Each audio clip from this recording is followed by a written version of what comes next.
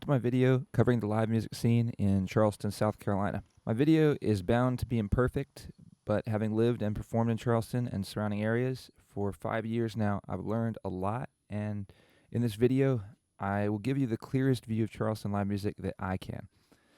If you watch this video from start to finish, you will be equipped to navigate the scene as a musician or as a consumer. Let's start with a little bit about the music heritage of Charleston. It has a rich history in jazz and blues, but for the purposes of this video, I want to talk about its more current pop influences. Charleston is never talked about as a music city, yet it is responsible for Hootie and the Blowfish, Darius Rucker, and Band of Horses. Another band called Ranky Tanky is on the map with 2 Grammys. There are some amazing music venues in this town. Some of the most important include the Windjammer, Poorhouse, Royal American, Awanda Green, and Tin Roof. These venues are all quite different and each have a significant place in the Charleston scene. The Windjammer has a great indoor stage and great attendance, but most notably, it attracts touring acts to its iconic beach stage. Poorhouse is on the other side of town and is a haven for live original music. It has a pro indoor stage and the Poho Deck, which is a pretty large outdoor space regularly visited by top local and regional talent. If you had one day in Charleston to go to a show, you'll probably want to make it either the Windjammer or the Poorhouse. The Royal American is a primary residence for local original music. They've been at it a while, and I would say you're not a real Charleston band until you've played the Royal American. Awanda Green is just outside town. It hosts 4 to 5 acts at the laid-back open-air barn jam every single Wednesday from 6 to 10 p.m., pretty much rain or shine. The Tin Roof is like the kid cousin of Poorhouse. They are a primary purveyor of original music in Charleston, and if you like dives, this might be your jam. Check out other venues like Credit One Stadium on DI, Daniel Island, Music Farm, and Charleston Music Hall for national touring acts and bigger budget productions. Exploring local talent. There are a number of musicians, an incredible number of musicians in Charleston.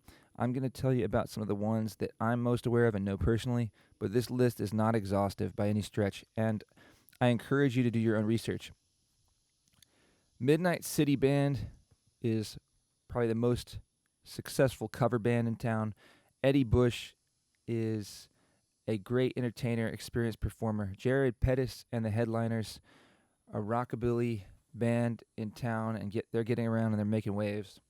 Soul Driven Train, I've only listened to their record, I've yet to see them in person, but I really enjoyed what I would describe as very authentic vocals.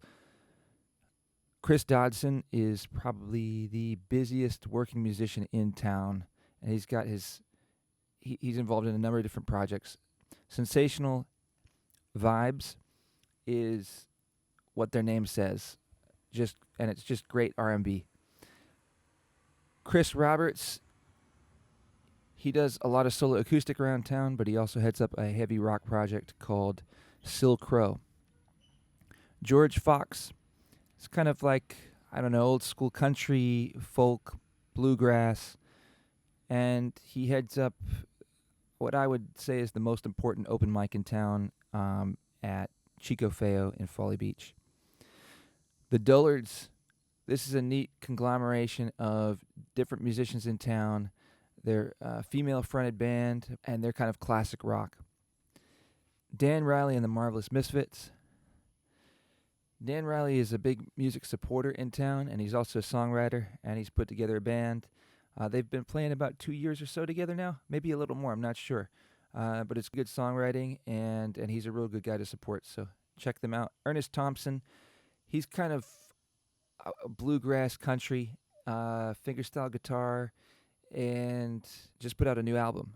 40 Mile Detour, I'd also call them country, bluegrass, folk. I think they're some of the best that do it in town. They've been playing together a while. They got one of the best fiddlers in town. Definitely check them out. Joshua Jarman, he is somebody that I would say if you really want to be part of the music scene in Charleston, you should know Josh Jarman. He's playing drums for Old Soul, and he's got great percussive style guitar playing. A great songwriter, and hosted one of the best open mics in town for a while. Uncle Tim's Bench is lyric-driven folk rock with high-energy performances. Holland Bell is if Taylor Swift stayed country. She might not like saying it that way, but I feel like that's the best way that I can describe it. Fleming Moore, he's got a distinct sound. He's a unique performer. He's got a lot of personality on stage, and he will write about anything. Justin Hodge is like the Tommy Emmanuel of Charleston. Daniel Howell is like Joshua Jarman's aunt. I don't even know if they know each other that well, but to me, they're two of the figureheads of original music in Charleston. And Daniel Howell has been here for a pretty long time and has been active in this scene for the entire time that she's been here. She's the one, if you don't know Daniel Howell, then you don't know Charleston live music. You don't know Charleston original music. Dallas Baker, he's got a band, and people say, I've yet to see him, but people say he's the best guitarist in town. I've heard a number of people say that. And I'd be remiss not to mention my own band here, Knowing the Space Arc. People have been comparing our sound to My Morning Jacket. We have a lot of fun. We've written some fun songs. We like to rock out and have a good time and make a big sound. To be fair, a list of current musicians in Charleston would be pages long. So to anyone I've left out, it's not personal. To anyone looking for great live music, again, there's a lot to find outside this list. Street performers and buskers. Busking isn't a big thing in Charleston, probably due to regulations, but you will see it. You will also see what might look like busking down on the corners of Market Street, but are actually organized paid gigs. That said, if you want to go busking, you'll probably be left alone if it's just a couple hours with minimal to no amplification. Festivals and events. A few festivals have developed here in the last several years. One headed up by Darius Rucker is called High Water Festival at the North Charleston Riverfront Park. One headed up by local musician and local live music ambassador Dan Riley is called Edisto Blackwater Boogie. Both of these happen in the fall, and you should go to the boogie. Unique music experiences. If you like the blues, there's a blues group that meets up regularly, and that's what they do. The Low Country Blues Club meets weekly at 5 p.m. on Sundays at Pub 61 on Ashley River Road. If you're looking for open mics, Mike Terry curates the best list in town. He posts it on Facebook. There are restaurants all over town that feature live music. Saltwater Cowboys on Shem Creek, High Cotton, Southern Roots, Tommy Condon's, The Shelter Kitchen and Bar. Notable mentions for music venues include the Recovery Room, the Purple Buffalo, the Commodore, Trolley Pub, My Father's Mustache, and Henry's on the Market. Tips for enjoying live music in Charleston. There's music for everyone here. To have the best music experience in Charleston, think about what kind of experience you're looking for and go to the place that has it. There's dueling pianos, dance parties, DJs, rock bands, singer-songwriters, jazz, blues, original bands. It's all here, and it's not too hard to find. So if you're looking to get around and see some music, and you're not going to be in New Orleans, then make Charleston your pick. LA is a beautiful, creative mess. Nashville is formulaic and popular. NYC is big. Austin is fine. New Orleans is a must.